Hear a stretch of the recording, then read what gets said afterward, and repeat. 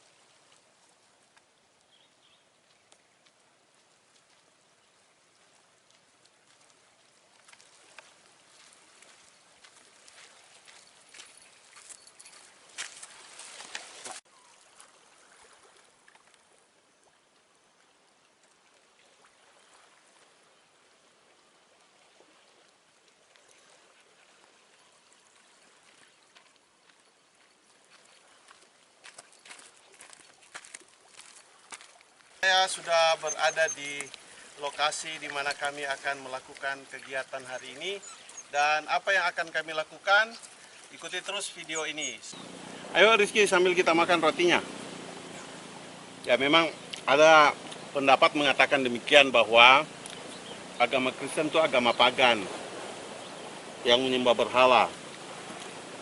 Tapi sebenarnya kalau kita mau lihat sebuah agama, kita harus melihat standar apa yang sampai kita mengatakan dia sebagai agama pagan dan menyembah berhala. Itu harus nyata dulu. Artinya ada standar ukurannya. Jadi tidak hanya sembarang mengatakan bahwa agama pagan menyembah berhala, bukan begitu. Agama itu persoalan ajaran, persoalan bagaimana ajaran dalam agama itu mengajarkan tentang agama tersebut. Pertanyaannya, apakah agama Kristen mengajarkan hal-hal yang menyembah berhala atau tidak? Kan ada di dalam Alkitab ajarannya, agamanya itu seperti apa. Jadi agama itu ada standar ajarannya. Jadi kita tidak bisa hanya sembarang mengatakan Kristen itu agama pagan, menyembah berhala. Tetapi data apa yang kita gunakan? Nah, kalau juga kita mengatakan bahwa kekristenan itu tidak menyembah berhala dan bukan agama pagan, tentunya juga punya acuannya, punya standarnya. Jadi tidak hanya sembarang mengatakan. Maka setiap agama itu kan dia memiliki kitab. Nah, Kristen itu punya yang namanya Alkitab. Nah, Alkitab mengatakan apa? Di dalam Keluaran pasal 1 ayatnya yang ketiga mengatakan, jangan ada padamu Allah lain di hadapanku. Jadi itu sudah merupakan aturan standar dari kekristenan. Artinya setiap orang Kristen itu dilarang untuk menyembah selain Allah yang disembah. Artinya di sini dikatakan bahwa jangan ada pada kita, artinya kepada orang Kristen, Allah lain selain Allah yang kita sembah. Jadi itulah yang menjadi standar. Jadi bagaimana kita bisa dikatakan sebagai agama pagan? Ajarannya saja tidak mengharuskan untuk kita menyembah ilah lain atau Allah lain. Sedangkan yang dimaksud dengan agama pagan itu adalah menyembah berhala. Jadi kekristenan itu tidak mengenal menyembah berhala. Malah kekristenan itu dilarang untuk menyembah berhala.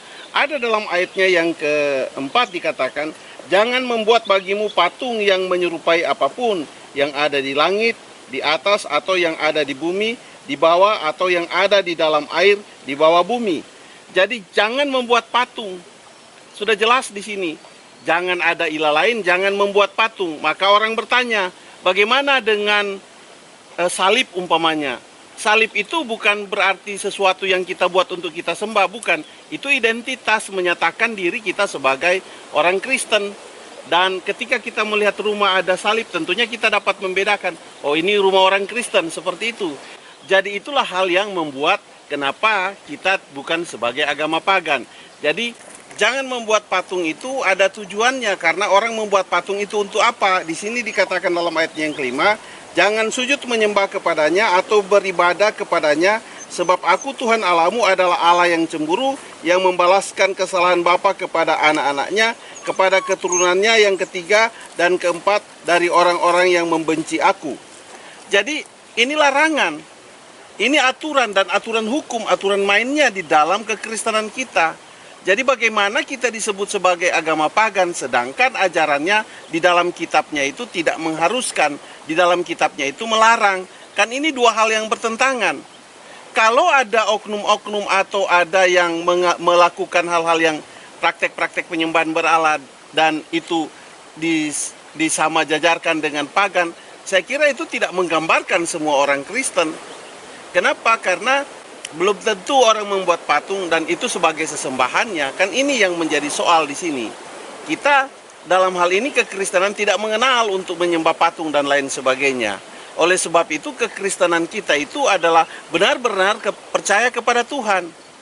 Kepada Tuhan yang siapa? Kepada Tuhan yang kita sembah, yaitu Tuhan Yesus Kristus. Kemudian orang mengatakan bahwa kita menyembah kepada manusia, Yesus itu kan manusia. Kan mengatakan demikian. Sebenarnya orang harus tahu kenapa kemanusiaan Yesus itu ada di dunia. Kan itu yang menjadi soal. Di dalam video sudah menerangkan kenapa Tuhan harus datang ke dunia. Tuhan harus datang ke dunia itu adalah bentuk dari pertanggungjawabannya. Nah, karena perbuatan manusia ada di dunia dan manusia berdosa ada di dunia, maka dia datang ke dunia ini untuk menebus manusia dari kesalahan dan dosanya. Dan karena dia menebus dari kesalahan dan dosanya, maka kita terbebas dari dosa. Itulah sebabnya kita menuhankan Yesus yang menebus kita dari dosa. Nah, persoalannya adalah persoalan apa? Itu adalah persoalan hukum. Kenapa? Karena kalau kita bicara soal kesalahan, soal dosa, itu bicara soal hukum. Maka kedatangan Tuhan ke dalam dunia ini adalah untuk memenuhi unsur hukum. Contohnya begini, kalau berbuat kesalahan di Amerika, harus dituntut dengan hukum yang ada di Amerika, bukan hukum yang ada di Indonesia. Karena perbuatan saya ada di Amerika. Maka manusia punya perbuatan itu ada di bumi. Maka untuk menebus manusia yang ada di bumi, Tuhan harus datang ke bumi ini. Karena kejadian perkara perbuatannya ada di bumi ini. Dan dia itu harus dituntut dengan hukum yang ada di bumi ini. Jadi oleh sebab itu, maka itulah sebabnya Tuhan datang ke dalam dunia ini. Jadi ketika Tuhan datang ke dalam dunia ini, kita menyembah Yesus, dia sebagai Tuhan. Dan dia sudah buktikan itu banyak hal yang sudah dilakukan di dunia ini. Dan dia memenuhi kriteria sebagai Tuhan. Jadi oleh sebab itu, maka kita harus melihat bahwa Tuhan itu adalah Tuhan yang kita sembah, Tuhan yang benar-benar yang menebus kita dari dosa. Dan dia adalah Allah yang patut kita sembah. Seperti itu. Menilai sebuah agama harus berdasarkan aturan. Jadi kita tidak hanya menilai sembarang saja. Ada standar aturannya. Standar aturan di kekristenan tidak mengharuskan manusia itu untuk menyembah berhala. Karena dia harus menyembah Tuhan yang menciptakan langit dan bumi ini. Menyembah Tuhan yang menciptakan manusia. Jadi bukan menyembah Allah lain. Jadi tidak ada orang Kristen yang buat patung kemudian patung itu disembah-sembah. Kan begitu kalau kita berbicara soal penyembahan berhala. Ada patung yang kita sembah dan patung itu ada di semua orang Kristen. Kan seperti itu. Tetapi ini tidak terjadi seperti itu. Jadi di kekristenan kita bukan menyembah patung. Tetapi kita hanya menyembah Tuhan. Jadi kalau ada patung umpamanya di sana kita buat, itu hanya menunjukkan identitas kita sebagai orang Kristen, bukan berarti untuk kita sembah. Jadi harus dibedakan. Karena kalau sudah bicara soal agama pagan, penyembah berhala, berarti kita menyembah sesuatu yang kita berhalakan. Tapi ini tidak ada sesuatu yang kita berhalakan. Itulah sebabnya aturan di kekristenan itu banyak melarang akan hal-hal menyembah berhala. Ada banyak ayat yang mengatakan ini. Jadi oleh sebab itu kita harus lihat bahwa Tuhan itu hanyalah Tuhan yang patut kita sembah, yaitu Dia yang sudah datang menebus dosa kita. Bagaimana, Rizky? Sudah cukup. Oke, terima kasih. Demikian penjelasan saya, semoga dengan penjelasan ini bisa memahami bahwa apa yang dituduhkan kepada kita sebagai agama pagan itu bisa dibuktikan dengan ajaran agama kita dengan kitab kita. Jadi di dalam kitab kekristenan kita melarang atau tidak memperbolehkan atau tidak mengharuskan untuk kita menyembah berhala. Jadi apa yang dituduhkan kepada kita itu sesuatu yang salah atau bukan menjadi tuduhan yang benar. Kekristenan kita tidak mengenal menyembah berhala, tapi kekristenan kita menyembah Tuhan yang benar, Allah yang menciptakan langit dan bumi ini. Ayo Rizky, kita minum. Habiskan kuenya tuh.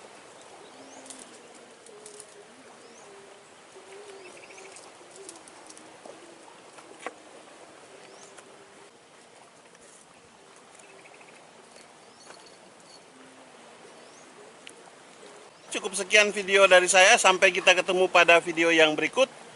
Dan jangan lupa saya mengajak kita semua untuk sama-sama like, share, subscribe, dan juga memberikan komentar dalam kolom komentar, dan nyalakan loncengnya. Mari sama-sama kita terlibat untuk membantu pelayanan ini. Dan atas apa yang dilakukan, saya berdoa biar kiranya Tuhan membalas berlipat kali ganda, dan Tuhan memberkati sahabat Siloam TV semua. Haleluya. Amin.